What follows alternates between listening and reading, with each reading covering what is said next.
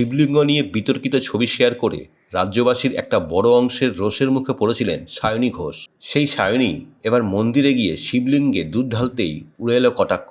নেটিজেনদের একটা বড় অংশ ক্ষোভ উগরে দিলেন সায়নীর ওপর। তাদের বক্তব্য, ভোট আসছে, আপনি যাদবপুরের প্রার্থী, সেই কারণেই কি ড্যামেজ কন্ট্রোল? যা বলে ফেলেছেন তা তো আর ফেরাতে পারবেন না। এবার এটাই দেখার যাদবপুরবাসী কতটা ভরসা রাখতে পারে সায়নীর ওপর।